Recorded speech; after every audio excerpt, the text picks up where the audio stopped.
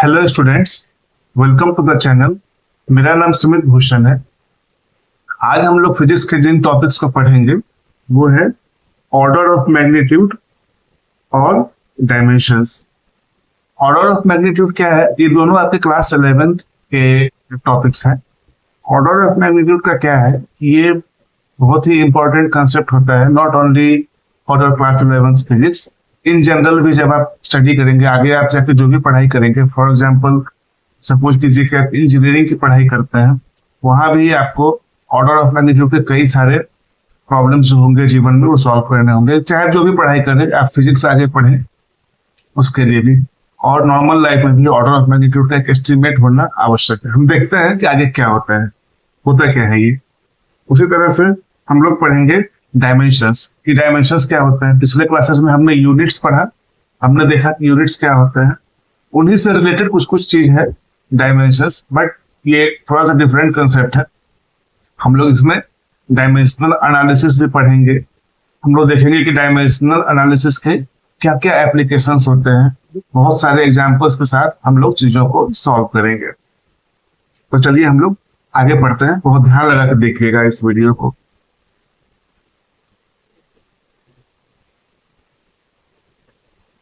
देखिए यहां मैंने लिखा है ऑर्डर ऑफ मैग्नीट्यूड का डेफिनेशन। लिखा है कि if the value of a quantity is capital N. Suppose कीजिए कि हम लोग कोई फिजिकल क्वांटिटी ऑब्जर्व कर रहे हैं और उसको हमने मेजर किया, तो हमें एक वैल्यू मिला एन। अब है कि अगर हम उस एन को कैपिटल एन को इस तरह से डिनोट करें, मतलब 10 के पावर नियरेस्ट पावर ऑफ 10 के टर्म में, मतलब small capital N is equal to small n into 10 to the power x. अगर ऐसा फॉर्म होता है तब एक्स जो है वो order of magnitude of N कहलाएगा। Order of magnitude of N कहलाएगा यदि स्मॉल एन जो है 0.5 और 5 के बीच में हो, तो है ना। हम कैपिटल एन जो मेजर करके हमें वैल्यू मिली थी उसको ऐसे डिनोट करेंगे कि जब हम कोई number into 10 to the power x उसको डिनोट कर रहे हैं, तो वो जो नंबर होगा वो 0.5 से 5 के बीच में होगा। तो जो एक्स है वो हमारा इस फिजिकल क्वांटिटी का ऑर्डर ऑफ मैग्नीट्यूड कहलाएगा, है ना। ये हम लोग क्यों करते हैं? क्योंकि इससे हमें आइडिया मिलता है कि कोई भी क्वांटिटी कितनी बड़ी या छोटी होती है। नॉर्मली हम बोल देंगे 1000 तो शायद ठीक है, समझ में आए। हम लोग बोलेंगे 10 लाख तो शायद थोड़ा और समझ में कम आए। तो जब नंबर्स जो होते हैं बहुत बड़े होते जाते हैं, साइंस की जब हम पढ़ाई करते हैं, तो आप आगे देखेंगे कि कई नंबर्स बहुत बड़े होते हैं, बहुत बड़े होते हैं या बहुत छोटे होते हैं। तो उनको इस तरह का नोटेशन जो है नियरेस्ट पावर ऑफ 10 के टर्म में, वो करने से थोड़ा सा हमें एक तो उस नंबर को रिप्रेजेंट करना इजी हो जाता है। सपोज कीजिए एक नंबर है जिसमें 25 डिजिट्स हैं, तो आप अगर उसको लिखने जाएंगे 25 डिजिट्स को तो बहुत लंबा स्पेस लेगा। तो वैसे केस में ये इस तरह का नोटेशन जो होता है उस नंबर को हम रिप्रेजेंट कर पाएंगे एक छोटे से स्पेस में, ठीक है। इसी प्रकार से एक छोटा नंबर है, नंबर्स होते हैं ऐसे जो बहुत सारे छोटे नंबर होते हैं, जैसे कि हम लोग आगे चल के देखेंगे प्लैंक्स कांस्टेंट कुछ होता है। तो प्लैंक कांस्टेंट क्या है? एक बहुत ही छोटा सा नंबर है, 10 टू द पावर -34 के टर्म में आता है वो।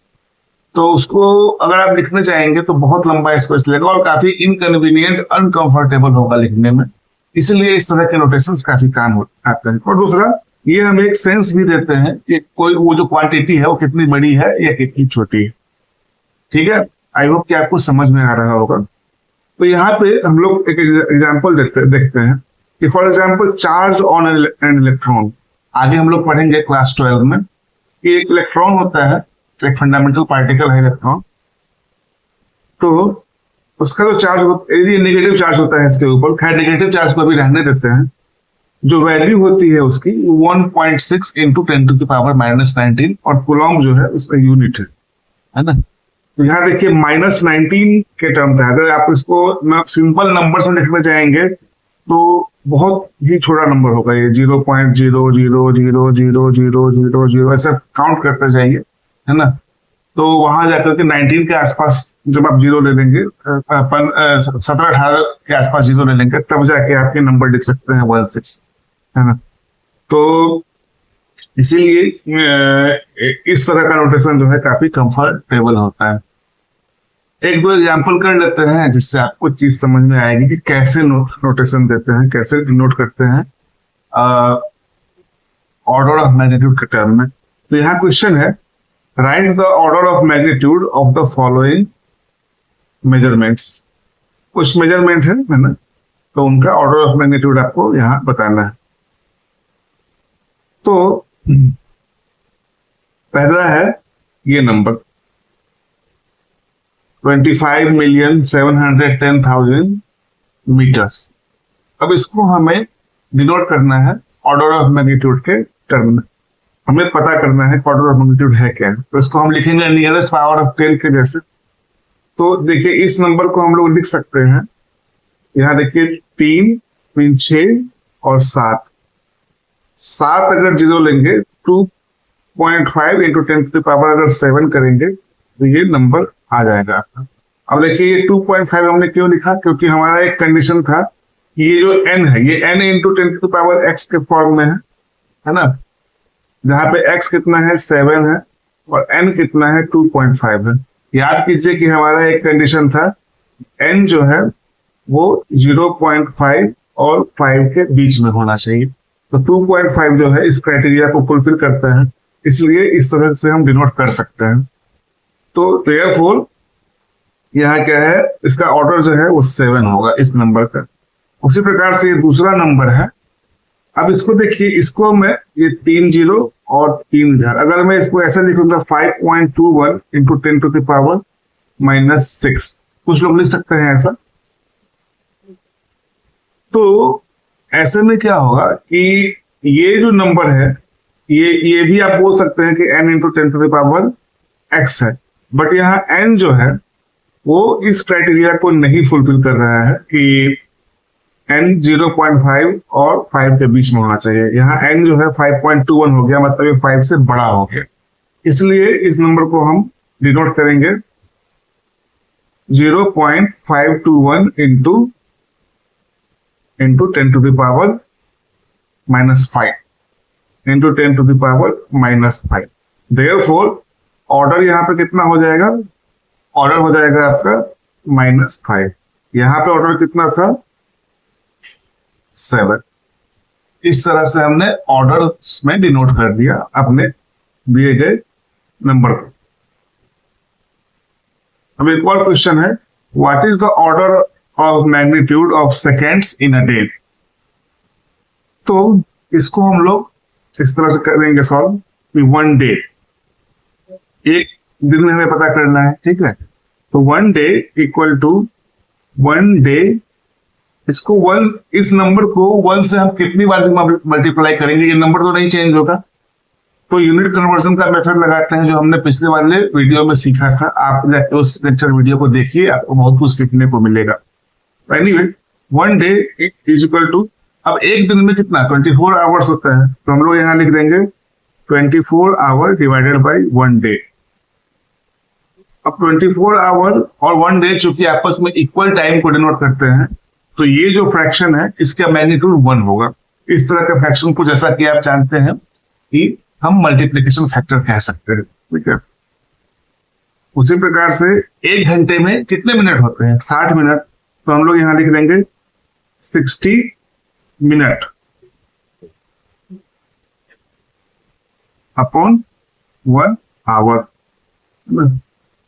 तो हमें सेकेंड्स में चाहिए था ना यहाँ पे मैग्नीट्यूड इन सेकेंड्स। एक और बड़ा मल्टीप्लाई करेंगे इसको, एक मिनट में कितने सेकेंड होते हैं 60 second into 60 second by 1 minute, ठीक है। अब यहाँ देखिए डे से डे कैंसिल हो गया, आवर से आवर कैंसिल हो गया, मिनट से मिनट कैंसिल हो गया, और अंत में जो क्वांटिटी बची वो सेकेंड्स में है। तो therefore 1 day equal to 24 into 60 into 60 seconds. इसको आप मल्टीप्लाई यदि करेंगे तो कितना आएगा, देखिए मैं कर देता हूँ 24 इंटू 36, 24 इंटू 6 होता है 144, और 24 इंटू 3 होता है 72।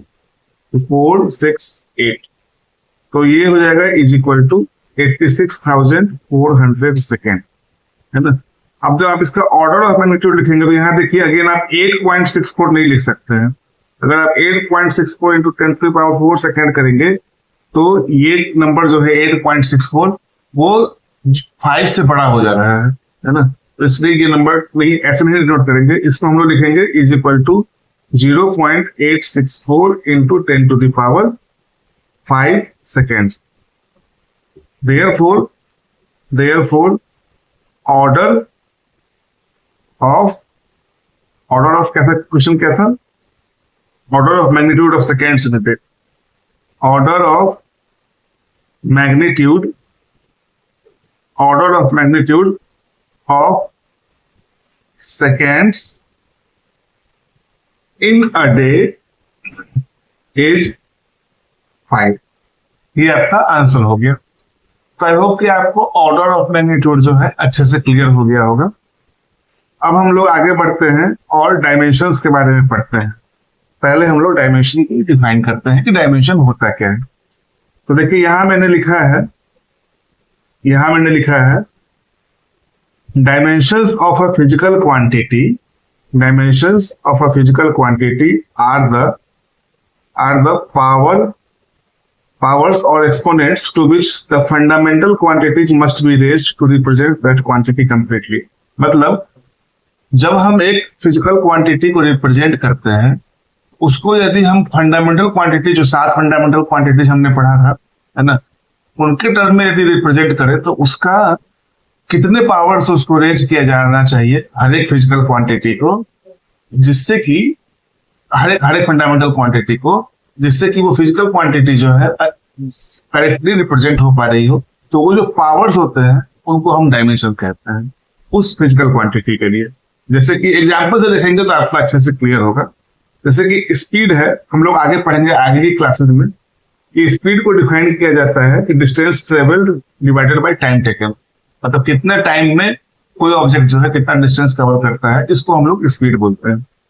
अब डिस्टेंस का जो डायमेंशन, डिस्टेंस क्या होता है, एक लेंथ है ना। डिस्टेंस के कॉरेस्पॉन्डेंस जो फंडामेंटल क्वांटिटी है वो लेंथ है, और टाइम का तो खैर टाइम है ही। तो ये लेंथ बाय टाइम हो गया। स्पीड जो है डायमेंशन के फॉर्म में लेंथ बाय टाइम हो गया। इसी चीज को जब हम डिनोट करते हैं सिंबल्स के फॉर्म में तो ऐसे लिखते हैं कि dimensions of speed is equal to square bracket में L divided by square bracket में T, और इसको और अच्छे से लिखना हो तो स्क्वायर ब्रैकेट में L T इंटू -1, है ना। तो हम लोग इस इंफॉर्मेशन को ऐसे कहते हैं, we say that the dimensions of speed are 1 in length and -1 in time. देखिए हम लोग ऊपर पढ़ा था कि कितने पावर से ईच फंडामेंटल क्वांटिटी को हमें अरेंज करना पड़ेगा ताकि वो फिजिकल क्वांटिटी सही से डिनोट हो पाए। तो यहाँ दो फिजिकल क्वांटिटी, दो फंडामेंटल क्वांटिटीज जो है वो इन्वॉल्व हुई है, एक L है एक T है। तो L जो है उसका पावर कितना है यहाँ 1, और T जो है उसका पावर -1 है। इसीलिए L का डायमेंशन जो है इस फिजिकल क्वांटिटी जो कि स्पीड है उसमें L का डायमेंशन 1 है और T का डायमेंशन -1 है। कुछ जगहों पे इसको वैसे इस तरह से भी लिखते हैं कि m0 L T -1, ये भी लिखते हैं। तो यहाँ मास का डायमेंशन जो है वो 0 है ना, ऐसे भी आप लिख सकते हैं चाहे तो, या फिर LT -1 भी लिखेंगे तो भी ठीक ही है ना। अब डायमेंशनल फॉर्मूला क्या होता है कि the expression which shows how and which of the fundamental quantities represent the dimensions of the physical quantity. तो डायमेंशनल फॉर्मूला सिंपली क्या है, वो ये एक्सप्रेशन है विच बताता है, जो बताता है कि how and which of the fundamental quantities represent the dimensions. कौन से फंडामेंटल क्वांटिटीज इन्वॉल्व हुए हैं और किस तरह से इन्वॉल्व हुए, किस तरह से मतलब उनका पावर कितना है। यही इंफॉर्मेशन जो अभी हमने ऊपर देखा इसी को डायमेंशनल फॉर्मूला बोलते हैं। जैसे कि एग्जांपल में मैंने लिखा भी है कि in the above example the dimensional formula of speed is, square bracket के अंदर लिखते हैं, ये ध्यान रखिएगा, स्क्वायर ब्रैकेट के अंदर LT -1, और जैसा कि मैंने पीछे कहा था कि स्क्वायर ब्रैकेट के अंदर m⁻⁴ देन LT -1। अब है अगला कंसेप्ट कि डायमेंशनल इक्वेशन वो क्या होता है। अब देखिए डायमेंशनल इक्वेशन जो है उसको आप कह सकते हैं कि the equation obtained by equating a physical quantity, the equation obtained by equating a physical quantity with its dimensional formula. Dimensional formula हमने देख लिया और फिजिकल क्वांटिटी हम जानते हैं कि किसके कॉरेस्पॉन्डिंग है, तो उसमें इक्वल टू का साइन लगेंगे दोनों के बीच में, तो वो डायमेंशनल इक्वेशन कहलाता है ना। एग्जाम्पल में वही स्पीड वाला एग्जाम्पल यदि लें तो dimensional equation of speed is ऐसे लिखा जाएगा, लेफ्ट हैंड साइड में स्पीड लिख के उसको स्क्वायर ब्रैकेट के अंदर डाल देंगे और राइट हैंड साइड में जो स्पीड का डायमेंशनल फॉर्मूला है वो लिख देंगे, तो ये आपका डायमेंशनल इक्वेशन हो जाएगा स्पीड का। अब देखिए कुछ एग्जाम्पल सॉल्व करते हैं। यहां आपको क्वेश्चन दिया गया है, if acceleration is defined as distance travelled per unit time, मतलब distance travelled per unit time और एक बार per unit time, right down its dimensional formula. तो देखिए डायमेंशनल फॉर्मूला के लिए क्या है कि लिखा गया है distance travelled per unit time. तो distance travelled per unit time कितना था, स्पीड का था, है ना।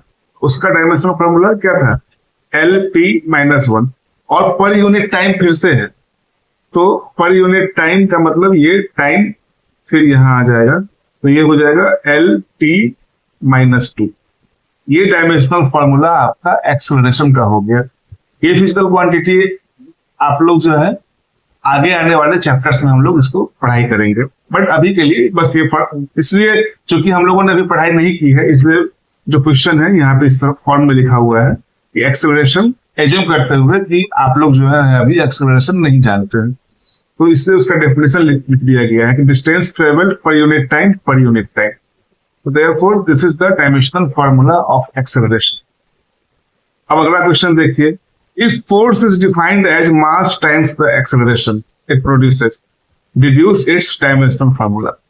अब एक्सेलरेशन हम लोग जान गए हैं, है ना, तो क्या है, फोर्स है मास टाइम्स द एक्सेलरेशन, है ना, मास टाइम्स द एक्सेलरेशन। ठीक, अब इसका हम लोग डायमेंशनल फॉर्मूला लिखना है, तो मास का तो डायमेंशनल फॉर्मूला मास ही होता है ना, और इधर एक्सेलरेशन का हमने देखा है कि LT-2 है, देयरफॉर टोटल जो हो जाएगा इसका फोर्स का वो हो जाएगा आपको, ये हो जाएगा MLT-2। ये आपका फोर्स का डायमेंशनल फॉर्मूला है, ML इंटू T⁻², ये फोर्स का डायमेंशनल फॉर्मूला है। अब है write down the dimensional equation for pressure. अब यहाँ फिजिकल क्वांटिटी जो है प्रेशर है, with the information that pressure is defined as force per unit area. क्या है इंफॉर्मेशन, हमें डायमेंशनल इक्वेशन लिखना है, तो इस बार हम ऐसे लिखेंगे, प्रेशर जो है फोर्स पर यूनिट एरिया, यही है डेफिनेशन। तो फोर्स का तो हमने अभी जस्ट देखा है कि MLT-2 है, और एरिया क्या होता है, L², डिस्टेंस इंटू डिस्टेंस होता है। ये मान जैसे स्क्वायर है, मान लीजिए, तो स्क्वायर में क्या होता है, दो साइड्स का आपस में उसको मल्टीप्लाई कर देते हैं तो उसका एरिया मिल जाता है। रेक्टेंगल में लेंथ इंटू ब्रेथ करते हैं, जो भी है इस तरह से, तो मतलब लेंथ को लेंथ से मल्टीप्लाई करते हैं तो एरिया आता है। तो डायमेंशनली इसको ये जो होगा L स्क्वायर हो जाएगा डिनोमिनेटर में। अब देयरफॉर ये हो जाएगा M into L -1 T-2। Therefore इसका जो डायमेंशनल इक्वेशन होगा इस तरह से होगा, pressure is equal to ML-1 T-2। तो हमने डायमेंशंस भी सीख लिया, डायमेंशनल फॉर्मूला भी सीखा और डायमेंशनल इक्वेशन भी सीखा। कुछ एग्जांपल्स भी हमने देखे जिससे कि आई होप कि आपका कंसेप्ट यहां तक जो है अच्छे से क्लियर हुआ होगा। अब है कि इतनी चीजें जो हम पढ़ रहे हैं ये पढ़ क्यों रहे हैं, है ना, क्यों पढ़ रहे हैं, तो डायमेंशन पढ़ने का क्या बेनिफिट है ना, वो हम देखते हैं। लेकिन उसके पहले हम लोग एक चीज जान लेते हैं कि types of variables and constants.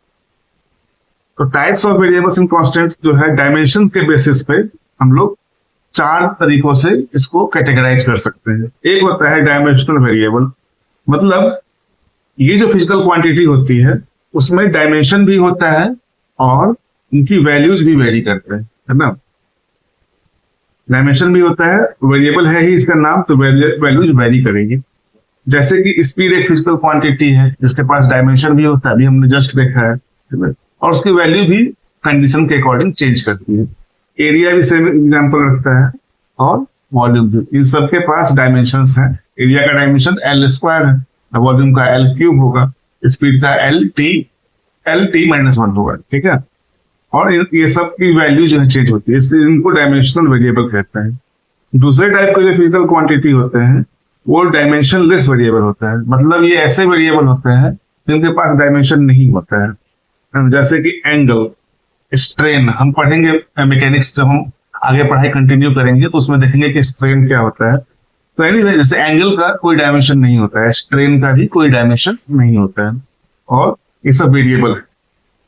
Dimensional constant, अब डायमेंशनल कांस्टेंट जो है ये ऐसे कांस्टेंट्स होते हैं, मतलब इनकी वैल्यू नहीं चेंज होगी लेकिन इनके पास डायमेंशन होगा। जैसे कि ग्रेविटेशनल कांस्टेंट, हम लोग जब ग्रेविटी पढ़ेंगे तो वहां देखेंगे कि ग्रेविटेशनल कांस्टेंट क्या होता है, और प्लैंक्स कांस्टेंट, और भी एग्जांपल होते हैं इसके, है ना। अभी मैंने 2 ही लिखा है। और है सबसे last type dimension less constant, मतलब ये ऐसे कांस्टेंट है जिनके पास डायमेंशन भी नहीं है, जैसे कि फॉर एग्जांपल पाई। और भी एग्जांपल होते हैं। जैसे जैसे हम फिजिक्स को आगे एक्सप्लोर करेंगे, आगे स्टडी करेंगे, वैसे वैसे हम लोग इन चीजों को देखेंगे, सीखेंगे ध्यान से। अब है एप्लीकेशन जो है हमारा डायमेंशनल एनालिसिस का। First of all, dimensional analysis होती क्या है? तो साहब भाई देखिए, डायमेंशनल एनालिसिस जो है उसके लिए मैंने लिखा है, the method of studying a physical phenomenon on the basis of dimensions is called dimensional analysis. Simple terms में, जब हम किसी फिजिकल क्वांटिटी के बारे में पढ़ रहे हैं, है ना, उसको जब हम डायमेंशन के टर्म में जब पढ़ते हैं, उसी चीज को हम डायमेंशनल एनालिसिस कहते हैं। अब ये क्यों करते हैं, क्यों इस तरह से स्टडी करते हैं, इसके कुछ जो है एप्लीकेशंस है जो मैंने यहाँ पे नीचे लिख दिया है। It is useful in the following. First, पहला एप्लीकेशन जो है, to convert a physical quantity from one system of units to another. मान लीजिए कोई फिजिकल क्वांटिटी एक सिस्टम ऑफ यूनिट में दिया गया है और क्वेश्चन ये है कि हमें उसे दूसरे सिस्टम ऑफ यूनिट में कन्वर्ट करना है, तो हम डायमेंशनल एनालिसिस से भी कर सकते हैं। दूसरा है to check the correctness of a given physical relation. अगर हमारे पास कोई फिजिकल रिलेशन दिया हुआ है, इक्वेशन दिया हुआ है, तो और हमें पता करना है कि वो फिजिकली करेक्ट है कि नहीं, तो हम डायमेंशनल एनालिसिस करते हैं। हालांकि इसमें एक कैच है जो हम आगे देखेंगे, बट एनीवे ये इसका एप्लीकेशन है। और एक और एप्लीकेशन है कि to derive a relationship between different physical quantities, है ना। 2 फिजिकल क्वांटिटीज है, उनके बीच में क्या रिलेशन है उसको भी फाइंड आउट करने के लिए हम डायमेंशनल एनालिसिस को यूज करते हैं। तो एक एक करके इन चीजों को देखते हैं। पहला था conversion from one system to another, one system of units to another. तो कंसेप्ट यहां ये है, if upon measuring a physical quantity Q, यहां मैंने लिखना भूल गया हूं, upon measuring, if upon measuring physical quantity Q, we find its numerical value n expressed in unit U, then we can write, जब हम मतलब हम एक फिजिकल क्वांटिटी को मेजर कर रहे हैं, यूनिट्स U में मेजर कर रहे हैं, तो हमें अगर मिलता है कि हमारे मेजरमेंट का जो न्यूमेरिकल वैल्यू है वो n है, तो इस सारे इंफॉर्मेशन को अगर हमें मैथमेटिकल फॉर्मूला के टर्म में डिनोट करना हो तो हम लोग लिखते हैं Q इक्वल टू NU, जहां पे N उसकी न्यूमेरिकल वैल्यू है क्वांटिटी Q की, और U उस यूनिट में है जिस यूनिट में हम उसको डिनोट कर रहे हैं। यूनिट यहाँ काफी इंपॉर्टेंट है। Now the dimensions of the quantity do not change. मतलब dimensions of the quantity do not change लिखने का मतलब है कि डायमेंशन जो है उसका नहीं चेंज होगा अगर हम एक सिस्टम ऑफ यूनिट से दूसरे सिस्टम ऑफ यूनिट में उसको कन्वर्ट करेंगे, तो डायमेंशन कभी चेंज नहीं होता है किसी भी फिजिकल क्वांटिटी के। यही यहाँ पे कंसेप्ट अप्लाई होगा एक सिस्टम ऑफ यूनिट से दूसरे सिस्टम ऑफ यूनिट में अगर हमें कन्वर्ट करना है दी गई फिजिकल क्वांटिटी को, तो इसी प्रिंसिपल को यूज करेंगे। नाउ कहते हैं एग्जांपल के लिए कि let a quantity Q has the dimensions A। So इसको ऐसे समझिए कि in one system of units a physical quantity Q has the dimensions A in mass, B in length and C in T, है ना। तो इसको हम लोग लिख रहे हैं एक सिस्टम ऑफ यूनिट्स में है तो सारे को हम M1, L1 और T1 के टर्म में लिख रहे हैं जिसके डायमेंशंस यहाँ A, B और C हैं रिस्पेक्टिवली। उसी प्रकार से अनदर सिस्टम ऑफ यूनिट में सेम फिजिकल क्वांटिटी के डायमेंशंस तो M, L और T में सेम रहेंगे, लेकिन यहाँ हमने M2, L2 और T2 से डिनोट किया है क्योंकि ये जो मास, लेंथ और टाइम है दूसरे सिस्टम ऑफ यूनिट्स में, इसकी वैल्यू पहले सिस्टम ऑफ यूनिट से चेंज होगी, है ना। क्योंकि जैसे कि हमने देखा है कि जैसे मास है SI यूनिट में वो 1 kg होता है उसका यूनिट जो है, और CGS में ये 1 ग्राम होता है। दोनों में मास ही है तो, लेकिन वैल्यूज अलग है दोनों की, ठीक है, लेकिन डायमेंशन सेम ही है ना। किसी भी फिजिकल क्वांटिटी के डायमेंशन सेम रहते हैं।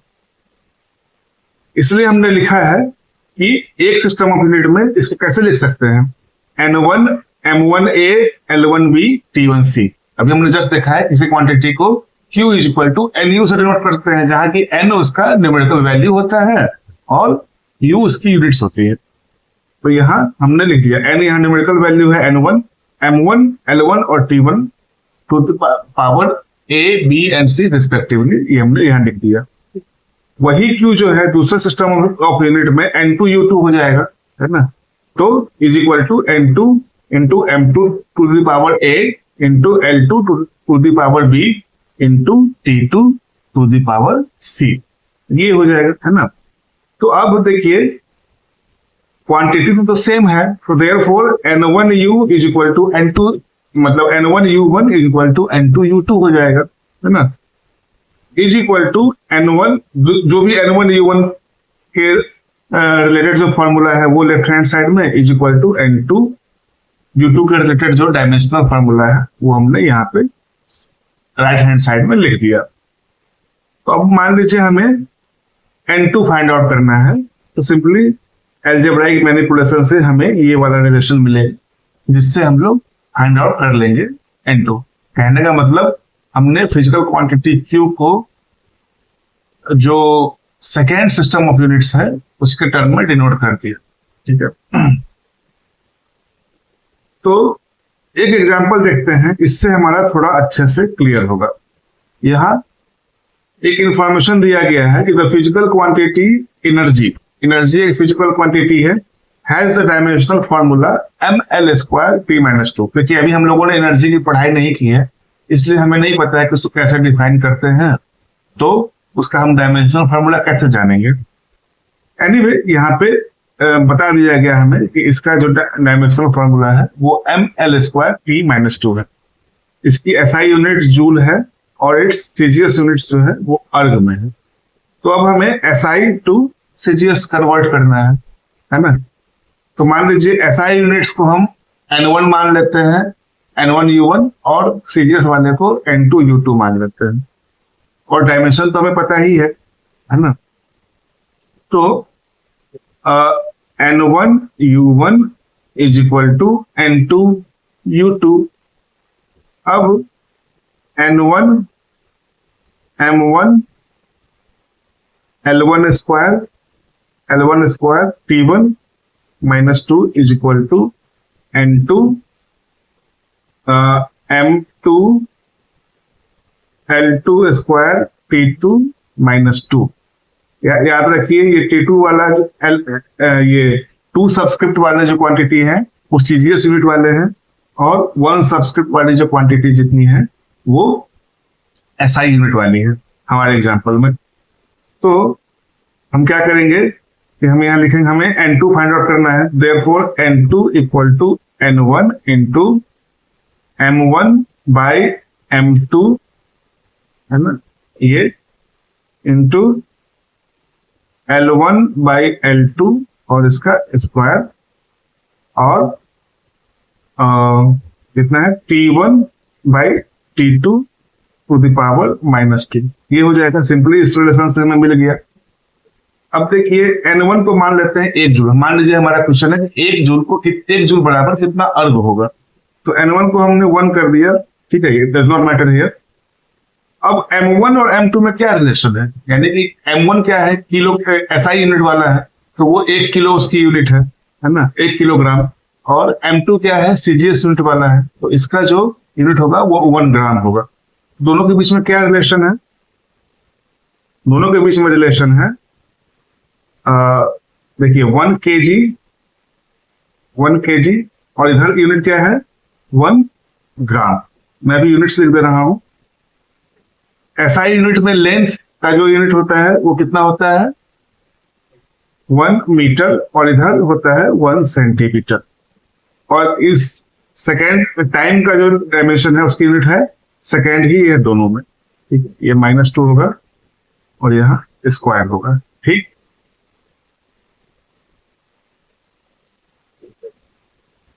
थोड़ा और आगे बढ़ेंगे तो हमें मिलेगा यहाँ पे, अब दोनों का रिलेशन लिख लीजिए। 1 kg इज इक्वल टू 1000 ग्राम, तो मैं यहां लिख देता हूं 1000 ग्राम, है ना।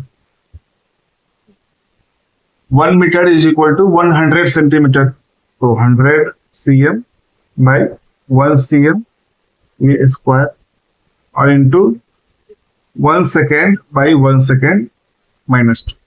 देखिए ग्राम से ग्राम कैंसिल हो जाएगा, CM से CM कैंसिल हो जाएगा, और ये तो 1 सेकेंड दोनों साइड है, तो ऐसे भी कैंसिल हो जाएगा। तो इज इक्वल टू कितना मिलेगा हमें 1 इंटू 1000 ये वाला, और यहाँ 100 का स्क्वायर है, मतलब 10,000 हो जाएगा, तो 10 टू द पावर 2 का स्क्वायर, तो 10 टू द पावर 4 ये हो जाएगा। और यूनिट कितनी है हमारी, अर्ग है, इधर CGS में हम लोग लिख रहे हैं ना, तो is equal to 10 to the power 7 erg. Therefore 1 joule is equal to 10 to the power 7 erg. ये हमने फाइंड आउट यहाँ कर लिया डायमेंशनल एनालिसिस से, क्या रिलेशन होगा एनर्जी का SI में और CGS में। अब दूसरा एप्लीकेशन जो था वो था checking the correctness of a given physical relation, ठीक। इसके पीछे जो हमारा कंसेप्ट है वो ये है कि let a physical equation be written as the quantity is equal to term 1 plus minus term 2 plus minus term 3। देखिए एक सिंपल सा प्रिंसिपल है कि किन्हीं भी दो टर्म्स को प्लस या माइनस हम तभी कर सकते हैं जब वो टर्म्स जो हैं डायमेंशनली इक्वल हो। टर्म 1 का डायमेंशन जितना जो होगा, डायमेंशनल फार्मूला जो होगा वही टर्म 2 का भी होगा और वही टर्म 3 का भी होगा, तभी उनको हम प्लस माइनस कर सकते हैं, ऐड कर सकते हैं या सब्ट्रैक्ट कर सकते हैं। ये एक प्रिंसिपल है। दूसरा,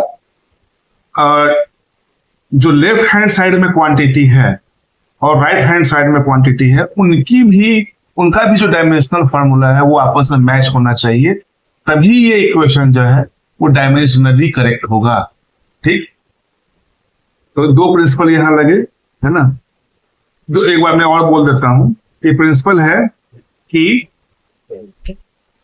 2 या 3 या 4 टर्म उनको आपस में आप ऐड या सब्ट्रैक्ट तभी कर सकते हैं जब उनका डायमेंशनल फार्मूला जो है सेम ही है ना। और लेफ्ट हैंड साइड में जो एक इक्वेशन है और लेफ्ट हैंड साइड में जो फिजिकल क्वांटिटी है और राइट हैंड साइड में जो टर्म्स हैं, उनके डायमेंशनल फार्मूला भी आपस में मैच होना चाहिए, तभी ये इक्वेशन डायमेंशनली करेक्ट होगा। अब हमने ये पता लगा लिया कि डायमेंशनली करेक्ट कब होगा, इक्वेशन जो है, लेकिन ये आप ध्यान रखिए कुछ कैच है यहाँ पे, कुछ लिमिटेशंस है डायमेंशनल एनालिसिस की जो कि यहाँ हम देखते हैं। If the equation is not correct dimensionally we know for sure that the equation is wrong. ये तो है कि अगर डायमेंशनली करेक्ट नहीं है इक्वेशन, मतलब ऊपर के दोनों क्राइटेरिया अगर फुलफिल नहीं कर रहा है तो ये डेफिनेट है कि वो इक्वेशन तो गलत ही है ना। लेकिन अगर डायमेंशनली करेक्ट भी है, अगर डायमेंशनली करेक्ट भी है तो it does not necessarily mean that the equation is correct.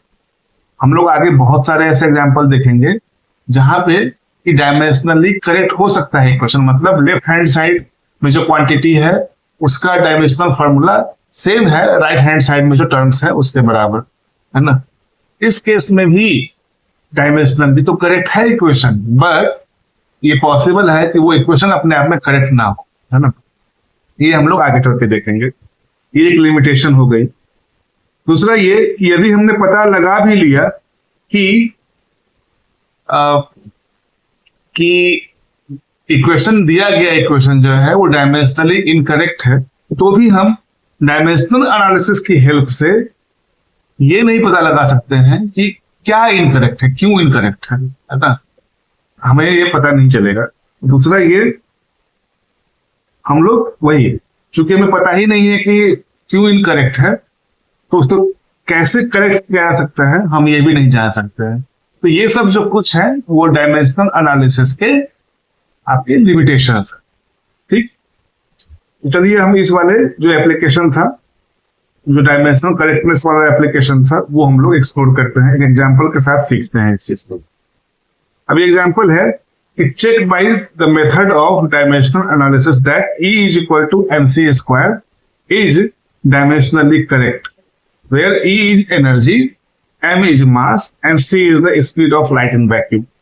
तो आपको सारी की सारी आपको एक इक्वेशन दिया गया है E is equal to mc square और आपको ये पता लगाना है कि वो डायमेंशनली करेक्ट है कि नहीं। तो अभी हमने जस्ट देखा है कि E का भी डायमेंशनल फॉर्मूला वही होना चाहिए जो m इंटू सी स्क्वायर का डायमेंशनल फॉर्मूला होगा, है ना।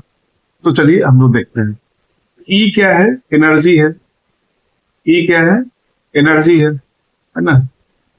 तो डायमेंशनल फॉर्मूला ऑफ E कितना होगा, अभी हमने पीछे देखा था कि डायमेंशनल फॉर्मूला जो था वो कितना था, एक एग्जांपल में हमने कहीं पे सॉल्व किया था। मैं एक बार चलता हूं पीछे।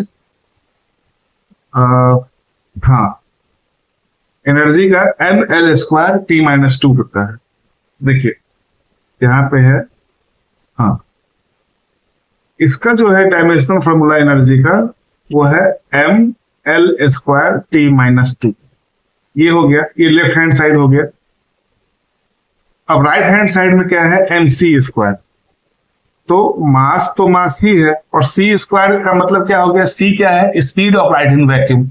स्पीड का हमने बहुत पहले इस वाले वीडियो में देखा है हमने कि उसका डायमेंशनल फॉर्मूला होता है LT-1। तो LT-1 और इसका स्क्वायर, क्योंकि mc स्क्वायर है ना, ये mc स्क्वायर होना था, है ना। तो इज इक्वल टू ये कितना हो जाएगा, m इंटू LT-1 का square is equal to L square T-2, ठीक है, is equal to m L square T-2। ये आपको RHS मिल गया। अब देखिए लेफ्ट हैंड साइड में भी ml स्क्वायर T-2 है और राइट हैंड साइड में भी जो डायमेंशन है वो ml स्क्वायर T-2 है। इसीलिए ये जो इक्वेशन है E is equal to mc square, ये डायमेंशनली करेक्ट है, ठीक है। ऑल्दो कि हम ये अभी तक नहीं जानते, हमने ये पढ़ाई नहीं की है ये एक्चुअली में करेक्ट है कि नहीं है। आगे चल के हम देखेंगे, हम सीखेंगे, जब हम लोग रिलेटिविटी पढ़ेंगे तो हम लोग देखेंगे कि E is equal to mc square एक करेक्ट एक्सप्रेशन है। बट अभी के लिए हम लोग को बस इतना पता है कि ये डायमेंशनली करेक्ट है ये इक्वेशन। तो हमने सेकेंड एप्लीकेशन देख लिया डायमेंशनल एनालिसिस का। अब जो लास्ट एप्लीकेशन हमने पढ़ा, हमको पढ़ना है वो है कि deriving the relationship between different physical quantities. तो यहाँ कंसेप्ट क्या लगता है कि if we know the various factors on which a physical quantity depends, अगर हमें पता है कि कौन कौन से फिजिकल फैक्टर पे कौन कौन से फिजिकल जो फिजिकल क्वांटिटी है जिसे हमें पता करना है उसका इक्वेशन, तो वो कौन कौन से फिजिकल फैक्टर्स पर डिपेंड करता है। अगर ये हमें पता है तो हम एक एक्सप्रेशन उसके लिए पता कर सकते हैं फिजिकल क्वांटिटी के लिए। इसको हम एग्जांपल से समझने की कोशिश करते हैं। तो एक एग्जांपल है कि द सेंट्रीपिटल फोर्स, हम लोग पढ़ेंगे आगे, जैसा कि मैं बोलता जा रहा हूँ, आगे के चैप्टर्स में हम लोग पढ़ेंगे कि फोर्स क्या होता है, और उसी में हम लोग पढ़ेंगे कि सेंट्रीपिटल फोर्स क्या होता है। एनीवे, एग्जांपल के लिए यहाँ पे है कि the centripetal force F on a particle of mass m moving in a circle with radius r at a speed v can be found in the following way। मतलब ये है कि जो सेंट्रीपिटल फोर्स F है किसी भी object का, किसी भी पार्टिकल का, वो किन किन चीजों पर डिपेंड कर रहा है, उसके मास पे, उसके जिस सर्किल में वो मूव कर रहा है उसके रेडियस पे, और कितनी स्पीड से मूव कर रहा है उस पर। इन तीन क्वांटिटीज पे जो सेंट्रीपिटल फोर्स है वो डिपेंड करता है। तो इस रिलेशन को हम लोग लिख सकते हैं F is proportional to mvr, ये तुम्हें पता है। अब m to the power a, v to the power b और r to the power c, अभी तक हमने मान लिया कि F जो है वो प्रोपोर्शनल होगा इस सब चीजों के, है ना, m to the power a, v to the power b और r to the power c, इसके ये होगा। तो प्रोपोर्शनलिटी कांस्टेंट जब हटाते हैं तो ये क्या हो जाएगा, F is equal to K into MA VB RC। अब हमें A, B और C नहीं पता है, A, B और C नहीं पता है, तो चूंकि हमें नहीं पता है ये, अगर हम पता लगा लेते हैं कि A, B, C क्या है, तो हमें ओवरऑल एक एक्सप्रेशन मिल जाएगा फोर्स का, सेंट्रीपिटल फोर्स का। तो एक चीज तो हमें जरूर पता है कि F का जो डायमेंशनल फॉर्मूला होगा वही इस वाले टर्म का, K जो है मान लीजिए एक डायमेंशन लेस कांस्टेंट है, तो ये MAVBRC का जो टोटल डायमेंशनल फॉर्मूला होगा वो सेम होना चाहिए। F सेंट्रीपिटल फोर्स भी इन द एंड एक फोर्स ही है, तो फोर्स का जो डायमेंशन होता है वही सेंट्रीपिटल फोर्स का भी डायमेंशन होगा। तो दोनों साइड का जो डायमेंशनल फॉर्मूला है वो मैच होना चाहिए, है ना। अभी हमने जस्ट देखा है पिछले वाले एग्जांपल में। तो फोर्स का जो डायमेंशनल फॉर्मूला होता है वो क्या होगा, ये कितना होता था, मास टाइम्स एक्सेलरेशन MLT माइनस 2, ठीक है, ये होगा। और इधर कितना है,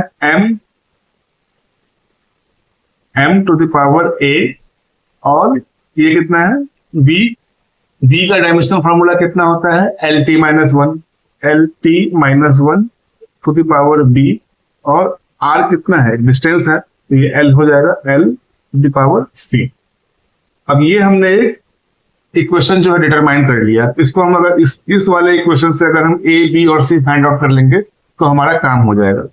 अब देखिए राइट हैंड साइड में थोड़ा और प्रोसीड करेंगे तो ये कितना हो जाएगा, m to the power a, L to the power b, t to the power t to the power minus b और L to the power c। इसको लिख सकते हैं m टू द पावर